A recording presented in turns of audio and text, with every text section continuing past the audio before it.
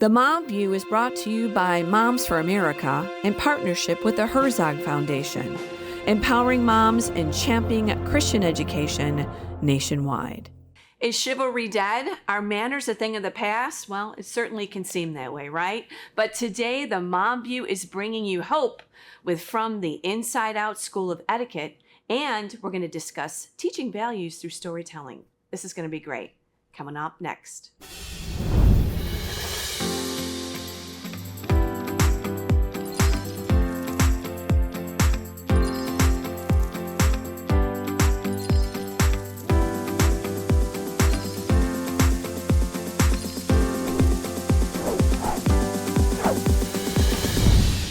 Well, hello. Welcome to the Mom View. We're a program of moms for moms. We have different backgrounds and experiences, but we all have common sense ideas and viewpoints you won't hear expressed in mainstream media anymore.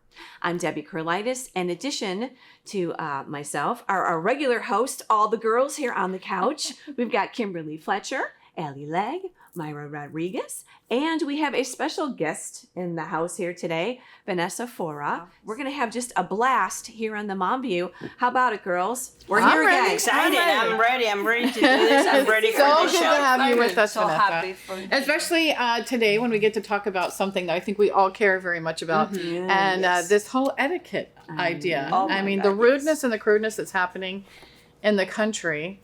I'd like to see something different. Yeah. It seems like it's getting worse. Yeah. Is it as rude as we all think it is? Or is It that is. just... No, it is. I No, was it just is. sharing with Kim off camera that the other day I was going to church and I was waiting inside the car for my husband to walk around. My 25-year-old who just moved back from New York was like, "Why are you not getting off the car, Mom? I'm waiting for him to come open the door." Oh. It was like something shocking to her, that I waited inside the car for him to walk around. So, yeah. So my husband has raised some pretty amazing sons. And so when I expect them, Right. to behave this way. And a few years back, my son Noah, he was like, I don't know, 13, 14 at the time. And I'm coming out to the car and I've got all my groceries and I'm, waiting for him to be behind me and help me load the groceries. I turn around and he's gone. And I'm like, where is my son? Rude. And I'm looking around, 3 cars down. I see him heading over to this mom who's got 2 little kids. And he's unpacking her groceries and putting them in the car. And I'm like, and that is my boy. My 16-year-old has a girlfriend, and he opens the doors for her. And her dad is like beside himself. He's like, I cannot believe that your son is 16 and he opens doors for my daughter. Like, it's Well, that's amazing. because you taught them. Yeah, absolutely. And that's our role, right, as moms, teaching etiquette. But teaching unfortunately, politeness, young teaching women values. are Yes. not waiting for We need men to- to do this. we need to instill right? that in our women. Yes, for we sure. need in our to young do girls. That's the problem. We're giving away this power actually that we have to be treated the way that we should be treated. Amen. There were some stories that came about. That's what's happening in our country right now. On next door, Matthew, he writes, "Is this why chivalry is dead? I waited for and held the door open for a woman walking into a gym this morning. She was on the phone, and as she walked by, she said to me, 'I can open my own door.'" I know. I'm telling you, young women are acting like Well, that's the this women's is not movement, empowering them. It is. right? It's really destroyed our culture, and I think we've lost kindness and politeness because of that. But I did want to have Vanessa just comment too. You've got 2 girls, I do. in today's society, and where do you think they're at as far as trying to figure out this world of etiquette and... Well, to be quite honest, I mean, just hearing from the door opening and, having men have that courtesy, my daughters have high expectations. As they because should. I've been married for 20 years, and till today my husband opens the door for me when I'm coming out of the car and when I'm coming back inside the car and wherever we go, and my daughters see that and they expect that from their friends and people they engage with. So yeah, I'm sure they've been disappointed at times, especially since I have one that just started high school. And I think the thing that is important when we talk about manners, and we can always be nice to one another, but it really is showing respect. It is. And I think that's what has been lost, is respect for one another. and serving and helping and being there to encourage and inspire. And I think that's really what manners is. Being polite is respecting someone. Absolutely. Well, and we as women we're the standard bearers, honestly. Mhm. Whatever the culture looks like, we're creating it. So if we're going to lower the standard, then we're going to get what we created. And we are making young men afraid to be Right. courteous, afraid to have this kind of chivalry, right? We're creating a fear on them. Oh, should I open the door? Should I say something? Should I pay the bill? Yeah. Is she gonna get offended? You're right. We've Well, totally we're also confused teaching the men. women to be strong, too strong. I mean, we want women to be strong, but we don't want them to be men. And Right. we want to be able to help them realize, no, you have incredible value, and you should live to that value. I tell my sons when I was raising them, I said, you know what? It doesn't matter how these girls feel that they should act. I want you to treat them like princesses until they realize the princesses that they are. And so if we can continue to lift the value, they'll reach it. They'll start to demand it. Exactly. And it's not just that. It's not just the our men opening doors for us and things like that. It's in your everyday interactions. respect, Like right. don't throw the money on the table when you're giving it to someone to when you're trying to tender something, or don't be on the phone when you're trying to have a conversation or working with someone behind the counter. Have respect for the person. Okay, how many of us, let's all be honest, how many of us have been on the phone, busy working, go up to the cashier and you're checking out and everything, and you can see them looking at you like, Guilty. hello, Right. I'm guilty hello. of that, yeah. I am Yeah. so No, The guilty. phone has really destroyed all It of us. has. It has. Just 1 second, give me a minute, put it down. Hi, how are you? How's your day? Like normal Right. courtesy things. Yeah. Yes. Yes. It's Have hard. you guys ever been in the Midwest? Okay, I'm telling you. I'm Midwest. Oh, that's right, you are. Mhm. Okay, Oh, no. so you go into the store. So I mean, I've been in the South. I've been in Hawaii, the Aloha State. I've been all these different places. It's nothing like the Midwest. And I remember walking into the store when we first moved to Omaha, Nebraska, and I'm coming up to the teller, and she's like, "So how are you today?" And I'm like, "I'm great."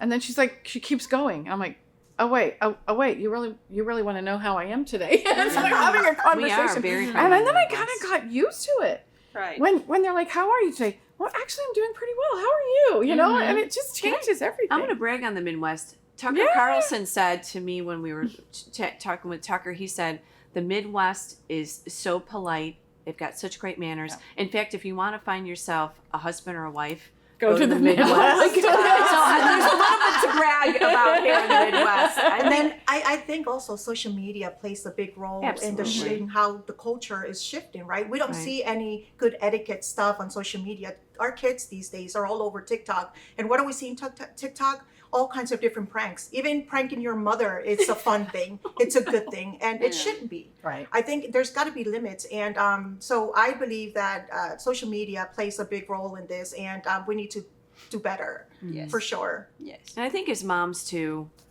we help the culture in our home because we raise those kids to go out, and we got to raise them strong to be good citizens and chivalry and respect one another and do all those good things. And good thing we're gonna give solutions for that in the We Mom are. View. All right, Myra, I love that little throw. Exactly. So we're going to be coming up right after this break with the founder from the Inside Out School of Etiquette. She's teaching kids and adults, we all need a little bit of that, how to conduct themselves with grace and dignity. So stay with us. The Herzog Foundation exists to catalyze and accelerate the development of quality, Christ-centered K-12 education so that families and culture flourish. To do so, we've created comprehensive programs designed for Christian schools across the nation. One of those programs is found at readlion.com. The Lion carries news articles covering issues especially related to the education of children. These are timely, critical, must-read articles for families, educators, and leaders. Another program is the Herzog Foundation Institute, where we provide training for Christian educators led by national thought leaders in subjects such as marketing, donor development, and culture building. All training events are fully funded by the Herzog Foundation. And finally, with new Christian schools popping up all over the country, we've created a free online resource to help with the process. HF Schoolbox provides lessons and free mentorship to help launch groups navigate the startup process every step of the way. We're the Herzog Foundation. You can find out more at herzogfoundation.com. All right, welcome back to the Mom View. Jackie Vernon Thompson is our guest. Jackie is the founder and the CEO of From the Inside Out School of Etiquette. Well, welcome Miss Jackie to the Mom View. Thank you, Debbie. It is a pleasure to be here. I'm excited. All right. Well, girls. I'm so excited to Yeah. be here. I've watched almost all of your videos on social, and I was just, when you stepped in here, I was like, oh my gosh, she's here. Thank you. Wow. Much needed topic for Absolutely. sure. Yeah. Well, this is so important because, well, we all know that today's society is struggling. Our kids, our future is really in a tough spot. But before we get into the do's, the don'ts, and all those great things that you're going to tell us, your background, well, why did you start this? It is an amazing story. This was a calling on your life. Absolutely. Tell us how that happened. Oh, I arrived at the point in my life when I realized that I didn't know my purpose, which is something that everyone desires to know. I didn't know my purpose. So, of course, because I'm a woman of God, I began to consult my Creator because He knows my purpose. I began to ask God, what is my purpose? Why am I here? Because I was not fulfilled. Of course, I was a successful realtor at the time.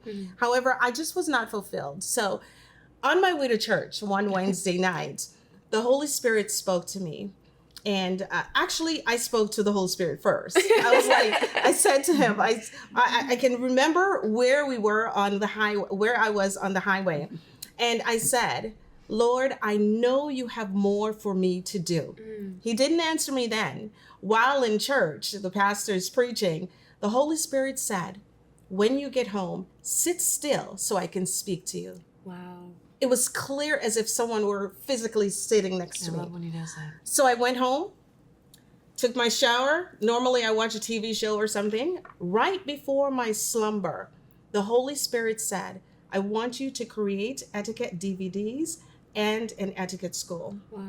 I had never used the word etiquette in my life. I normally say manners and all of that, but never etiquette. I had no concept of an etiquette school. So when he spoke to me, I was like, whoa. Right. And I know it wasn't a dream because I was not asleep. He literally spoke to me. The next morning, I informed my husband of what took place. And his response was immediately, if God said it, we must obey. Absolutely. That was January 2014, and I have not looked back since. Oh, that's amazing. Wow, what a journey. Well, I mean, when you are called by God, there is no other choice. You have no other option. I've had that argument several times with the Lord, and He's just like, no, ma'am, you're going to do what I said. So I thank you for answering that call. Did it ever cross your mind, even when you were a child, or did you did you ever pay close attention to how good it is to have good manners, or did you see it in someone else when you were younger? It did not come across my mind at all. My mom reared 5 children. My dad left when I was 3 years old. I'm the youngest of 5. And, I don't dwell on the fact that he left because now we have a great relationship after me forgiving him and just accepting him for who he is. I cannot really imagine my life without him. So yeah. No, I never considered being an etiquette consultant. I didn't even know that there was such a thing. I knew of finishing school because I was born in Jamaica, in that culture. So we know of finishing school. Right. However, not that I could actually teach etiquette. Right. So, well, could you explain what etiquette tell is? us what this is, a finishing school. This used to be in days gone by. Yes. These were terms that you would hear. If I would say this to my daughter, or to any of our kids, they'd be like, what is a finishing school and what is etiquette? We would just say, that's your manners. Right. But anyways, what is the etiquette for us? Etiquette.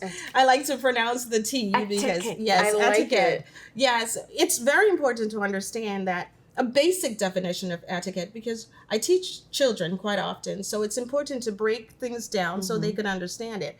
So my basic definition is conducting yourself in a way that doesn't offend others. Okay. So with that in mind, everything we do, we consider, how is it going to impact the person next to me or the people in the room? So your conduct must be up to par so that you won't offend anyone. And that's in every case.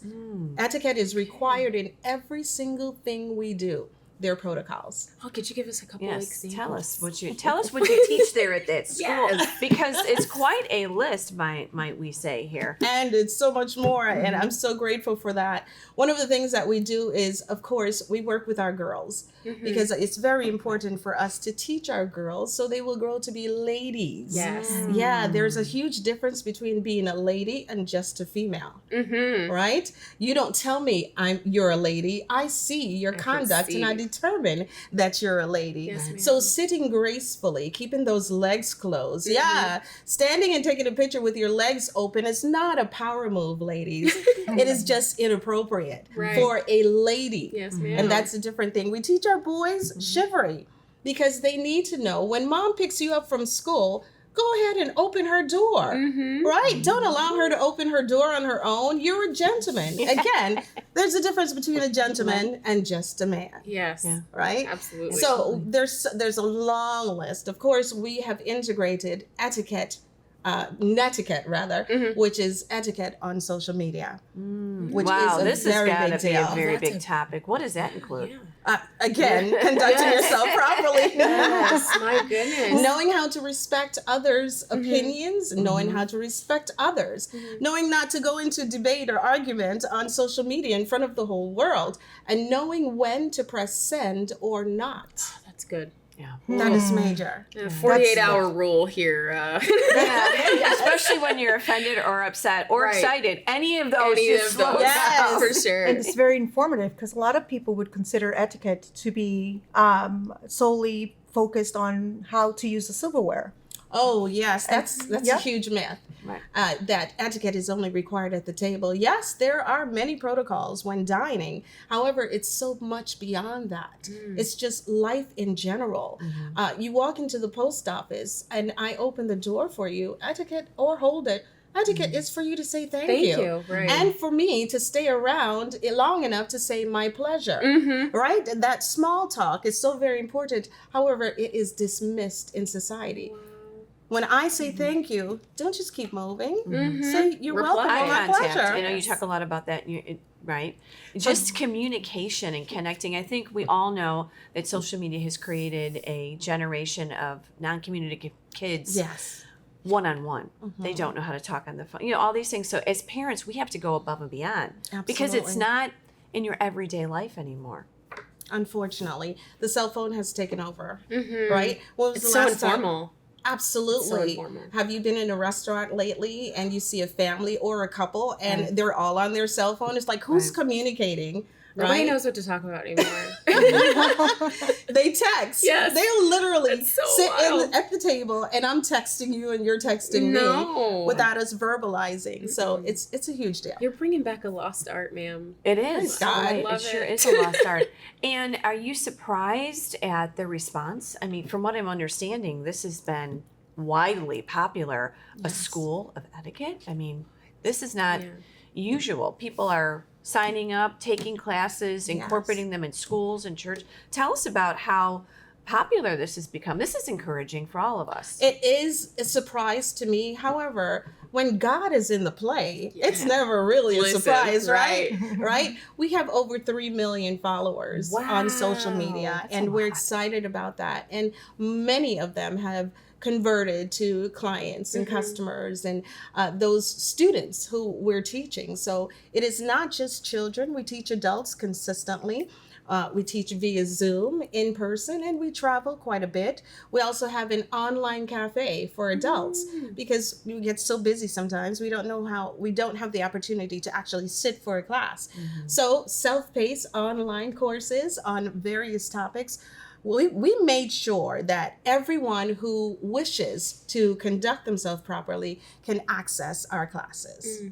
And Jackie, do you see more men or women as clients? More women. Yes. Of course. Thank goodness. But then we get the boys involved. Yeah, we need the We boys sign them involved. up. But we need the men involved Yes, because if we we do. don't, if we have high value women that are behaving in such a way that causes men to kind of take a step back and say, oh, well, I don't know how to behave with a woman like this. We need to make sure that our men are taking the same class, and at least understanding how to interact with a woman that holds herself at a very high esteem. Absolutely. In the schools, it's very common for them to have the boys and the girls, which is great. Yes. Because I'm able to teach the boys or the young men what a lady looks Yes. like. And I'm able to teach our young ladies what a gentleman looks like or how he How conducts to himself. properly interact with one another. I think that is so super important. Absolutely. And then when you have it in person that way, it just brings a different dynamic, and I really like that. Yeah. What's the biggest challenge you see when you go into the schools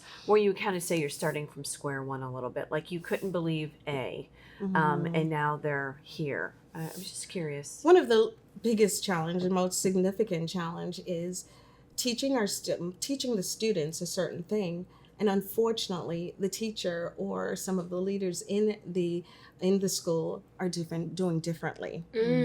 Yeah. For example, communication. Okay. I will teach the students how to interact, how to introduce themselves, how to introduce others, and using proper grammar. Meanwhile, we have the teacher over there using ill grammar and not knowing how to fully communicate with the students. And of course, it's not all, because we have some phenomenal teachers in our schools. Yes, However, being in the classes enough times, I've noticed that, or oftentimes I've noticed that some of the teachers really need to be in the class with us, right? And that's the challenge. We have someone who's teaching 8 hours a day to the student, and they're learning a certain way, and then I come in with something totally different, and they're like, wait a minute, who's right, who's wrong? Right. And it's not a matter of right or wrong. It's just, hey, this, you might want to pivot and do things this A way. little different. And so it is always a challenge when I'm seeing contrary to what I'm teaching from another adult in Now, the environment. do you think that the teaching etiquette, the way that you teach it, helps with behavioral management? Absolutely. I'm very interactive with my students. I bring the message alive with them. That's amazing. And so they're able to demonstrate everything that I teach them. I don't just sit and use a presentation Right. and they just watch the entire time. Interactive. I call them all up. And it's so interesting when I ask, would anyone like to come in? It's like everybody's hand goes up. That's amazing. Oh, me. So it's interactive, it's exciting, and I constantly inform them that you are good enough for this. Yes. Yes. Feeding into Confidence. them. We Confidence. need confidence in our children. Absolutely. So I assure them that if you look into the mirror, you're going to see greatness. Right. And you have to speak greatness into you. Yes. That's I am biblical right there. beautiful. That is all Exactly. biblical You're right made there. in the image of God. Yes. Absolutely. I am beautiful. However, one of the saddest experiences I've had a couple times is particularly our girls. I have this exercise where you have to hold a mirror and look into the mirror. You can't look at me. And you tell yourself, I am beautiful. I am wonderfully made. And I've literally had girls cry because they had to do that. No one has actually told them, you are beautiful. Right. You're good enough. So for them to believe it, they're like in tears because I can't do this. And that's where I walk out of the class in tears as well. And that's where I believe society is failing our children. Right.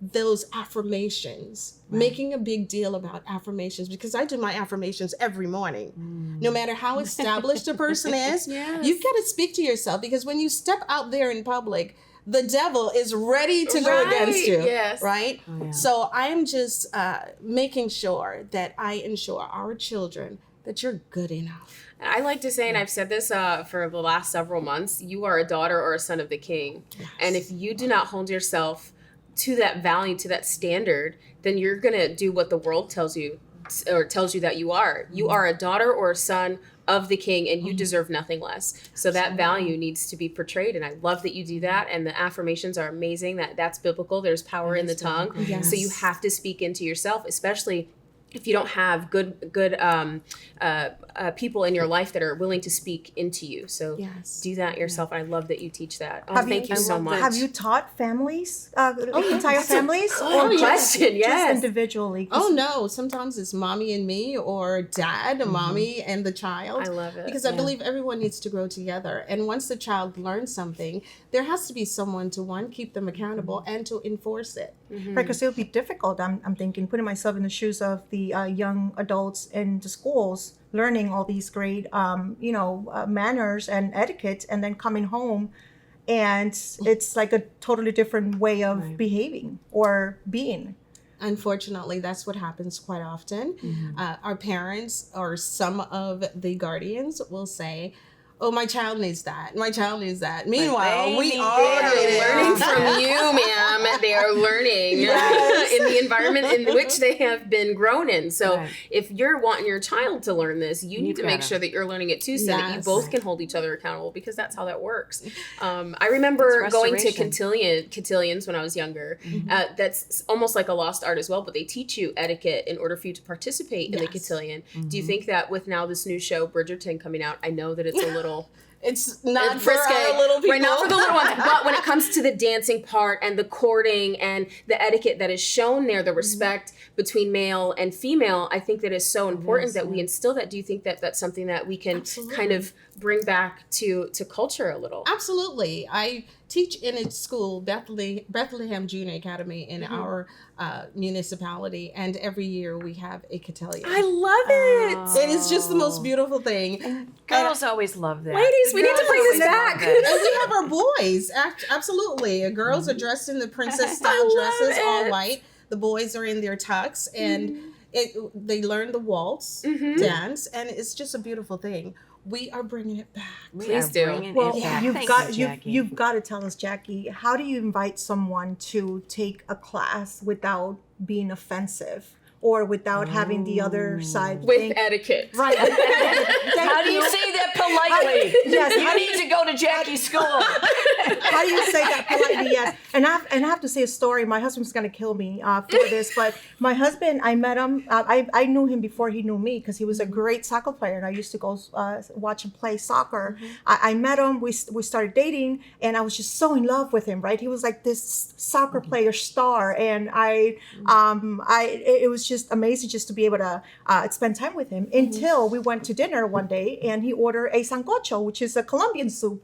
And the noises that he was making really turned me down. I'm like, no way. And I just kept looking at him, but I'm like, how do I explain it to him? How do I tell him? It was so embarrassing. Obviously, the story's different now, but how do we do that without having to offend anyone? One of the most important thing is to be inclusive. Okay. Right? You don't want to make anyone feel like you're targeted. So I always follow with, everyone needs improvement in some way or the other. I didn't know this until I know. See, you don't know until you know. So it's really important for us to learn and to advance. So what do you think about us together taking a table etiquette class, so we can like polish some things up? I do try to do things in the beginning. When you're first married, you're kind of just rough on the boys, the husbands, and later in life, now I'm trying to do it more politely, because my husband says you just gotta kind of help me, and so I'm trying to help politely. So I guess that's what we do when we do it together. But we are running out of time here, and we've got another discussion that's going to be happening. But I do want to let everybody know about your book. What is this? #1 bestseller on Amazon? Tell us about the book. Wow. Absolutely. Transformative Etiquette, #1 bestseller. I'm so excited about that. And the first chapter is about my life, what transitioned me into the etiquette industry. And from chapter 2 to chapter 14, it's all about etiquette protocols. Purse etiquette, dining etiquette, networking etiquette. Okay. Just the list goes on. Communication, of course. And it's a great reference book, and a book for you to just sit and read one evening. I need it. All right. How do we also sign up? Yes. So we all need it so much, and let everybody know, how do we sign up for your classes? What's your website? Wonderful. Our website is www.fromtheinsideoutsoe.com. Remember that SOE is the acronym for School of Etiquette. So easy, remember? Love it. And on our website, you may access our online classes, you may contact us via email. We have a long package of all of our topics that we teach to children and adults. So you have the opportunity. Once you get on our website, you'll have all of our access. We're on social media, TikTok, Facebook, Instagram, LinkedIn. You can find us anywhere. Very much needed. Well, thank you, Jackie. Thank you, My Jackie. pleasure. We Thank you loved for having you having here me. at the kitchen table, and boy, I love are we being going to here. utilize this for our moms. All right. I love it. All right, after the break, we'll talk about the power of using traditional fairy tales to instill social graces for today's generation of kids. We'll be right back. America is under attack. Our families are being crushed under the politics of a radical agenda. But moms have had enough. We are standing up and we are fighting back. This is our battle. This battle is every bit as important as the Revolutionary War because we fight for the same thing. Moms for America is a national movement of moms reclaiming our culture for truth, family, freedom, and the Constitution. I think Moms for America is exactly on track and is doing the right thing for the future of our country and our children. Like Moms for America is going at the heart of the issue. I want to go on the record and say I'm for moms, I'm for America, and I'm especially for Moms for America. But I am honored to join Moms for America today as we speak out against the horrific mandates. With a national network of over 500,000 mothers, Moms for America is one of the fastest growing movements of women in the country. The most dangerous place in all of nature is between a mama bear and her baby cub. We are the change.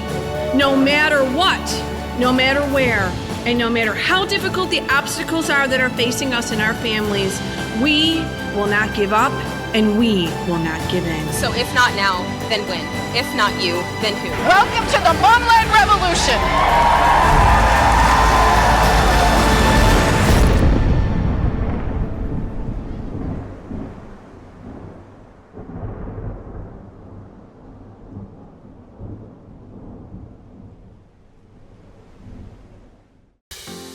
My daughter Cassie Fletcher has joined our group today. Cassie is the author of the children's book series, Abby's Fairy Tales. And I have to say I'm just a little bit excited to have her on the couch today because this conversation fits so well with etiquette and social norms and the things that we need to be teaching our kids so that they can kind of maybe be decent adults. So the Abby's Fairy Tales, I know the story behind this, but you ladies have got to hear this, especially Jackie. I think you'll love this. These are the books. And there's a whole series, and one of the exciting parts for me is that one of them is written by my now 7-year-old granddaughter. She told this story when she was 5, and Cassie has been inspiring her to tell stories and be able to put them in books too. So tell everybody a little bit about this whole entire crazy idea and how it got started. So I've been writing and telling and studying stories since I was about 6 years old, and I mostly focused on my own age groups. I wrote when I was a young adult, I wrote for young adults. When I was an adult, I wrote for adults. It never really occurred to me to write for children. I find junior grade to be intimidating, and it just never occurred to me that I could write children's books because I can't draw. And so I started telling stories, oral stories, to my niece Abby when she was about 3 years old. And it was just something that we did for fun. I'd never really just sat down and told a story before, which was really different and kind of novel for me. But it was just fun. There was no real pressure. She was 3 years old. She didn't know what I was talking about. So cute.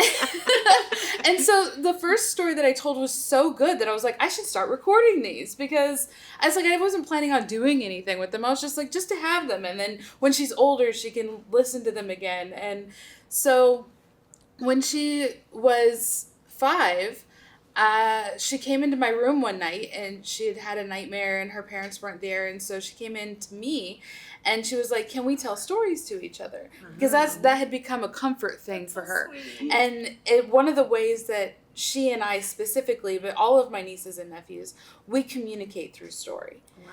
And they know that they can tell me anything through story, and not just fairy tales, but just talking to me. Whatever they're feeling, yeah. But that's so cute. So she creative. came in and she asked if we could tell stories, and I said sure, of course. And I was doing a podcast at the time, and so I had my camera set up, and because I usually record them, I was like, I'm not going to break the whole thing down just to get the audio, so I got the video capture. And so we're sitting on my chair, and I told her a story, and then she's like, now can I tell you a story? And I was like, sure, of course. And she told me this story pretty much word for word with a little bit of like and some room for thought and things like that. But I was so proud of her. It was like, baby. And it was, I don't know, I had never felt so fulfilled in my entire life than when this little girl was telling me a full story back to me. And I realized then that I had hit on something that was kind of really profound, that I was teaching her through these stories. And as someone who has studied stories, obviously I know that stories are powerful. But I didn't realize just how magical they were until I had this moment with her. Wow. And that's really kind of what got it started. And I was like, well, I have all of these stories that we've been telling for 3 years. I'm going to take them and I'm going to refine them and turn them into books. Oh, so here's the exciting part for me is because, and this was such a great tie-in to everything that you do, Jackie, because these books talk about, you know, the societal things, that the social norms kind of things that we want to teach kids. How do you interact and how do you be kind? And so, I mean, some of them, I mean, just kind of give us kind of an overview real quick of each one. So Jackie can weigh in on maybe her favorite topic. Well, this one I'll start with because this is my favorite. It's my favorite right now, but Abby's coming out with another book, hopefully in January, just so you guys know. Awesome. But so this is all about two kids who get lost in the woods, and then they get dirty, and this is a magical forest. And when you get dirty in the forest and you don't wash your hands, you turn into little pig monsters. My girls love hygiene. This story, by the way. Hygiene. And so they come across two foresters in a cave because child logic, and one of the foresters is like, oh, I know what happened. So he helps the kids wash their hands and he sends them home. And I just loved it so much because she's pulling from her experiences, right? It goes to show that she's been taught that hygiene is important. She's been taught that you can go to adults for help. And I think that that's something that we haven't been teaching our kids, especially in the stories that they consume every day, is this idea that adults cannot be trusted. Not just any adult, but specifically parents. Yeah. So then we have Mermaid, Abby, and the Sea Witch, and this is the first one that I published. And this is the second story that I had told Abby. And it was just a lot of fun because Abby had just gotten her younger sister, Zoe. Zoe was about a year old, I think, at this point. And so in this story, Abby is an adventurer, and she goes out and she just has grand adventures all the time. And one day Zoe says, well, Abby, can I go with you? And Abby's like, yeah, she's kind of young, but sure, okay. Well, Abby forgets that she brought Zoe along. And then Zoe gets enticed away by the Sea Witch, who then uses Zoe to capture their parents. Aww. And so Abby has to use her wits and her cleverness in order to outsmart the witch to save her family. Wow. I love it. My girls, they listen to this because you have them on recording on Spotify, and they every time they are doing something in their room, they're cleaning or they're taking a shower, they want to hear the stories. They're like, Mom, can we listen to Cassie's stories? And this is one of their favorite stories. And what makes it so interesting is I have a Zoe, and so even though the Zoe is the younger one in this one, Elena is our youngest, and she's like, Zoe, don't leave me. Don't leave me to get tricked by the Sea Witch. It's just the cutest little thing ever. I love these stories. And may I add, the illustration is absolutely beautiful. Thank you. The colors are so rich. My artist did an absolutely phenomenal job. Cute. I swear that both she and the editor reach into my brain and pull it out. And every time I get the sketches, she's like, so does anything need changed? And I'm like, her clothes could use a little bit of a shift, but no. Wow.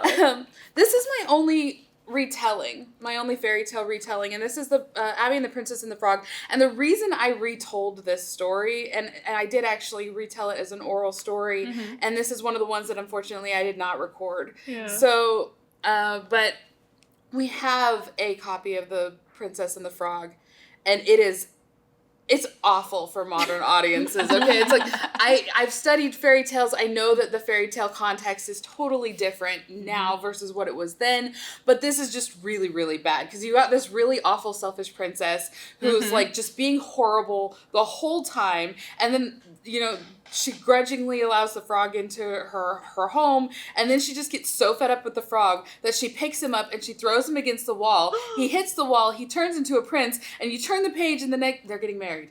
Whoa. And I was like, that happens in real life sometimes. What? Does it? I hope not. Ladies, don't beat up on the guys. Come on now. We have enough of that. And it needed a new telling. Yes. The original purpose of The Princess and the Frog was don't judge by appearances, right? It was the same with Beauty and the Beast. But in this particular one, the princess was just so awful. And yet she gets what in fairy tale terms equates to a reward. Yeah, you know, she gets this handsome prince who's thoroughly in love with her, and I'm like, she didn't do anything for it. And so this one is about a selfish little princess who doesn't really know that she's selfish because she's never been taught differently. Oh, wow. And so this frog comes along and helps, you know, gets her ball out of the well and proceeds to tell her, you're not a very good princess. Oh, I love that. You need etiquette classes. Yes. The honesty in this book. Urgent etiquette. Yes, urgent etiquette. and he does. He's like, I'm going to teach you how to be a good princess. Wow. But he doesn't tell her he's going to teach her. He just says, you're not a very good princess. And she's like, what do you know about being a princess? And then he lets her think about it. He lets her sit and think about it, and then she goes to him and says, how do I be a good princess? Oh, and so she is open and teachable and willing to learn. And that's something we can't force it on people. They have to be willing to come to it, because if they're not open to it, then it's not going to sink in. And it's not going to do anything. So, Jackie, now that you know, kind of got an idea of the books, stories, I think, is one of those things that we always talk about at Moms for America and as moms. The stories are very powerful, and they can teach these values. So if you had a combination of, you know, a powerful story to help these kids understand, and then the etiquette to teach them the tools, you think that would... Absolutely. Children, of course, love stories, as you have already experienced. And having them be a part of a story where you may share the correct way of doing things, and then they kick it back. And you would ask them, so what do you think that's proper? No, this is how you do it. You have that conversation after you've educated them. Then you have that conversation where they're telling you, no, I think it's best for us to do it this way. And it's always good to allow the young person to give you input. And to feel like they're a part of the equation and a part of the story. So I believe storytelling is like genius. It's a lost in this art now area. too. Yes. So when you do, when you do the etiquette classes, do you do that? Do you pull them in and say, what do you think about that? To have the Absolutely. conversation? And That's I great. would ask them, do you think that's the best way to do that? No. And then they pivot and they That's change good. due That's to what really I've good. taught them. That's why it's so crucial to make sure it's interactive, so Yeah. they actually feel and see themselves in this situation. This sounds like it's such a good combination. That Yes, I was sharing the thinking we story- need to collaborate Yeah, or we something. do. Absolutely. Yes, absolutely we do.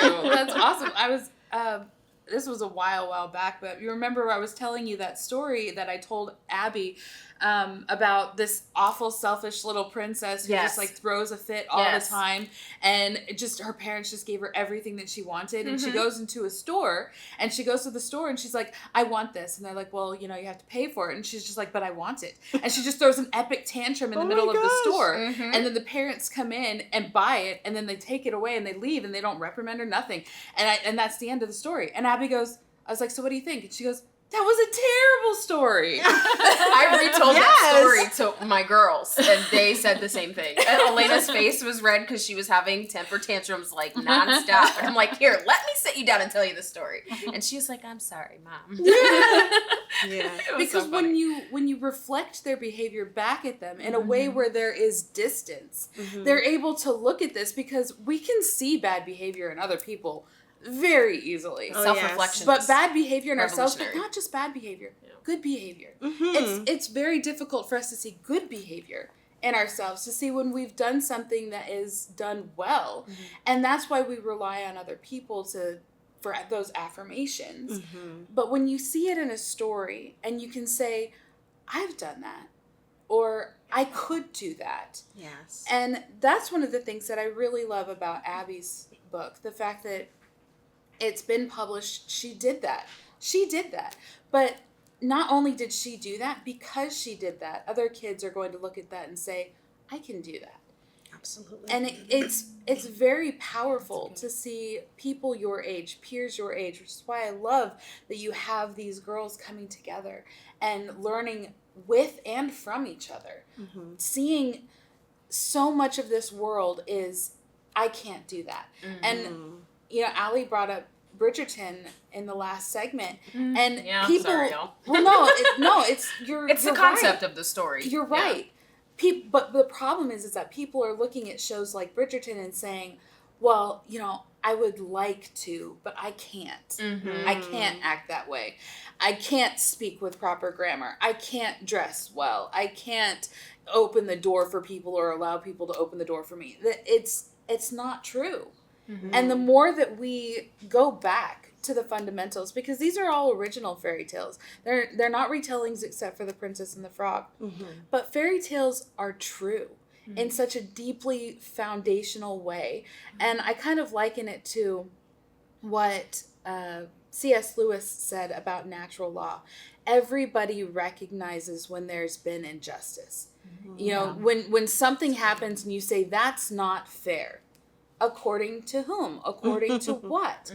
According to that part of us deep down that all recognizes that there are such things as universal truth and universal goodness. And that's what fairy tales do for people that I think we've forgotten in this idea of making them politically correct. We can certainly use some more universal truth and Absolutely. universal goodness. And you know what else I've learned also is that once you teach the students or teach our children these protocols, they raise their expectations of themselves.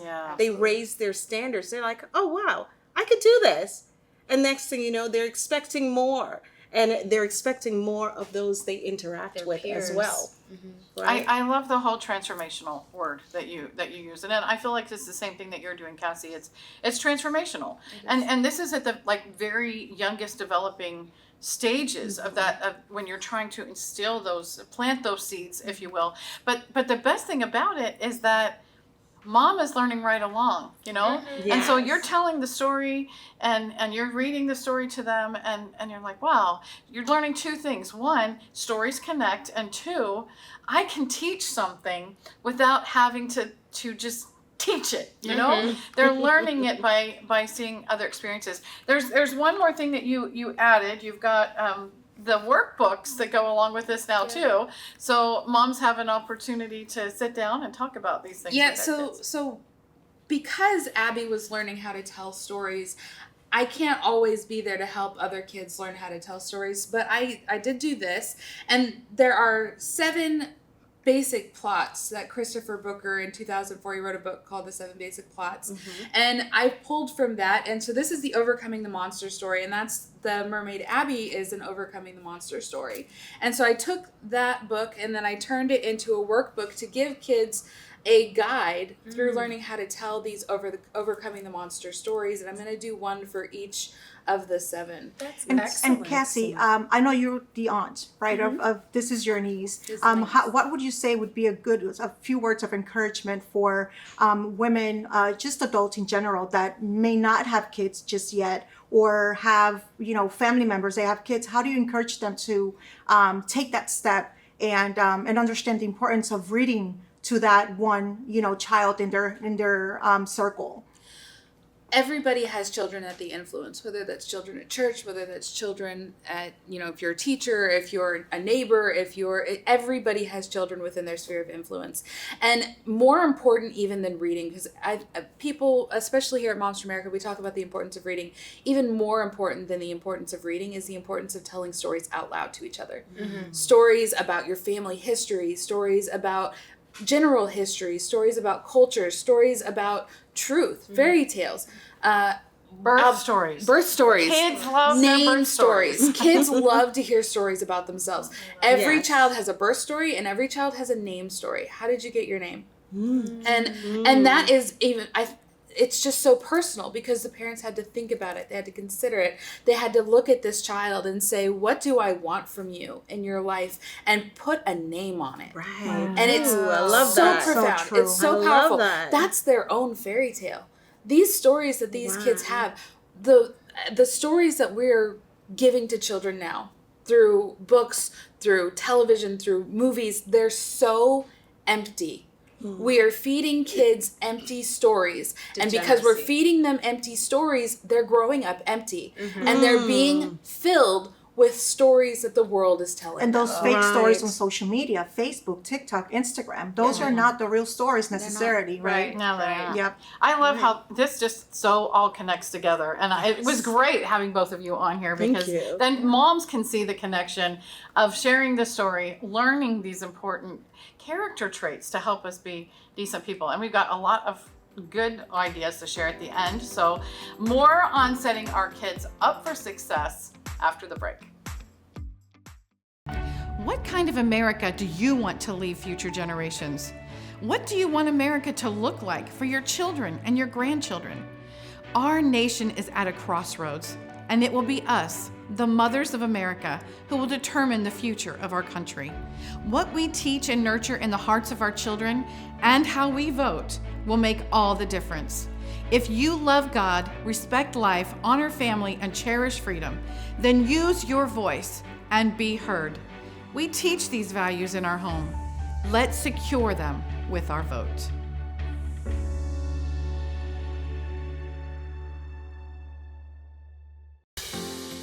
What a great discussion today. Thank you to our special guest, Cassie. I love the whole storytelling idea. Amazing, great interview. Thank you, Jackie, for sharing all about etiquette, being polite, manners, all those values that we have to do.